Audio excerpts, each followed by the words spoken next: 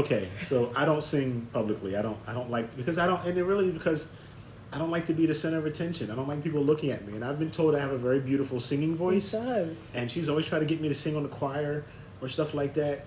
And at one point, I was willing to do that until I came to church one day and my name was on the program for leading a song, and I told them When he specifically, was younger, not don't like do that.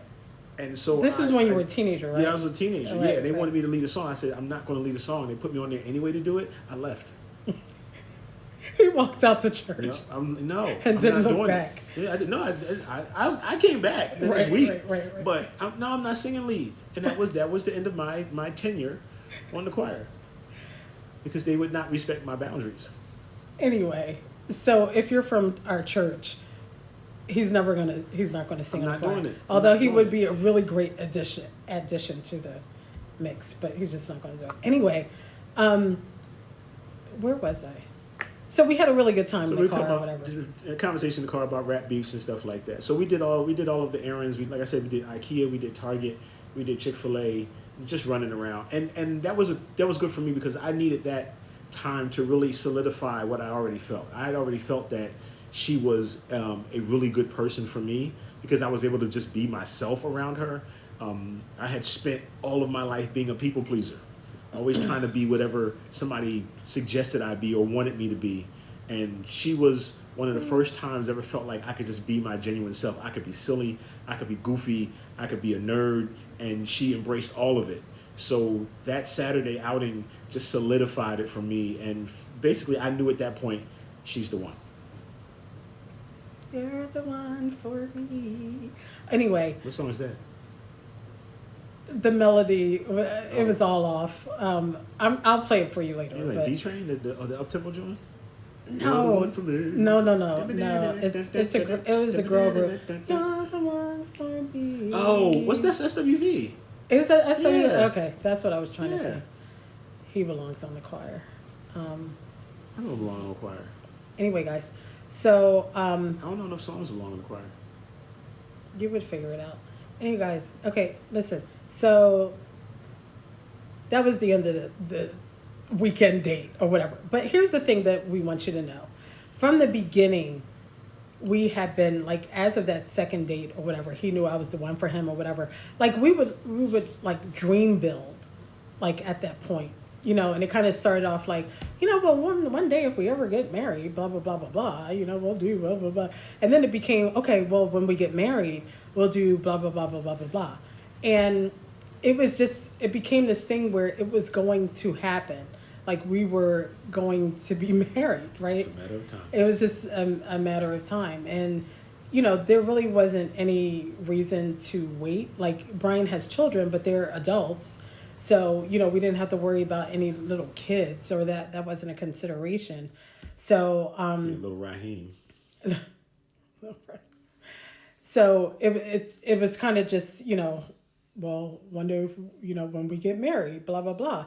And we kept having this conversation. So one day I was just like, so are you ever going to get down on one knee or something? And he was like, sure, but you'll probably have to help me up. Again, why I don't run upstairs. And I said, well, I have back issues, as you know.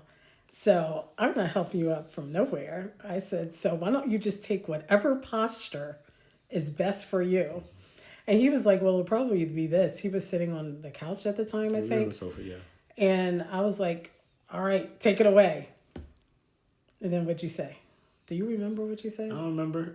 Because see, it wasn't rehearsed. It wasn't Right, practice. it It was wasn't. just like I made a decision about my life, and I want Something you to like be that. part of it. Yeah. And would you do me the honor of being my wife or something like that? And No, yeah, it was something about I made a decision. I said that part already. I'd like to spend my life with you. Will you spend it with me or something like that? I don't know, but I don't even I know got the that. point across. He got the That's what matters. I got the point across. he got the point across. But And so it wasn't smooth though, because like I said, I ain't got no game. yeah, it It was very but mechanical. it was the kind of thing that I needed. Like I didn't need all the bells and whistles and Yeah. the roses and all that stuff. I mean, that's nice, but it just wasn't necessary for me. Anyway, I was like, yeah, I will. spend it with you or whatever. I answered in the affirmative. Let the planning begin. So here's the planning: who, what, when, where, why, how. Right? That's where my mind We got was. less than 5 minutes, babe. All right, guys. There may be another part, maybe not, but we're going to try to wrap it up here.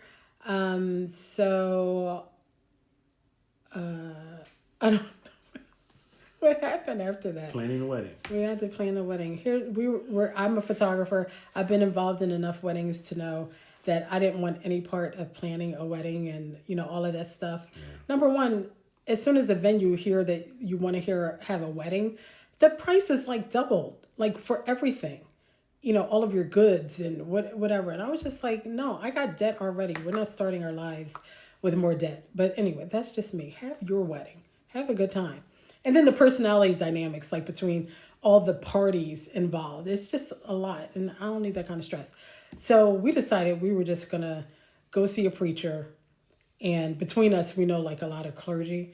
So we were just going to see a preacher. My father had passed away in 2017, and he was a pastor.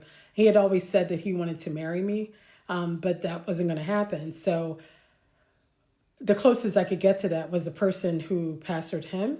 So I had to get in touch with, can I mention Reverend Thomas? Her. You just say her. We'll call her Reverend Thomas. Reverend Anderson. Reverend Thomas. I had to get in touch with Reverend Thomas. And then,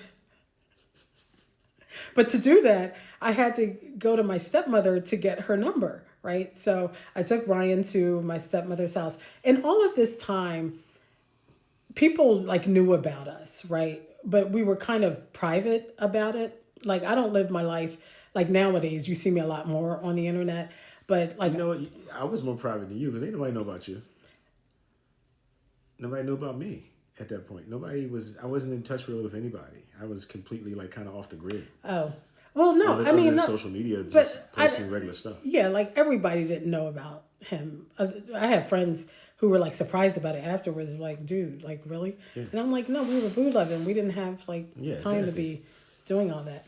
And by boo loving, I don't mean sex. There was no sex until we were married. And that was wonderful. This one day, let me tell you this one story, right? This one day we were necking. Now you have to be people of a certain age. How old are you? To know what I am like about to be. You have to be a person of a certain age to know what necking is. But we were necking, and why you say it like that? We were necking because it just sounds cute. We were necking, and then all of a sudden he was like, Can I pray for you or pray with you?"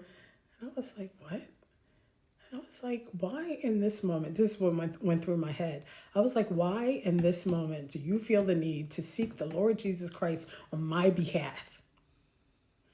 What came out of my mouth though was, "Okay." And he's like praying, he's like, "Lord, help us, what we're trying to do, and what I like. And blah, blah, blah. Lord, take this thirst out of this woman. Take it out. Pull down that stronghold. And then... Pull it down. So he prayed, said amen, and then he left. I was like, really? You're just going to leave? Self-control. So he left. Self-control. Anyway. All right, I think this is going to be part 6 next. So, yeah, we're going on 10 minutes again. I told y'all, long story. We'll be back. It's a 50 part. No, it's not. No, this ain't Risa Tisa. Risa Tisa, whatever her name is.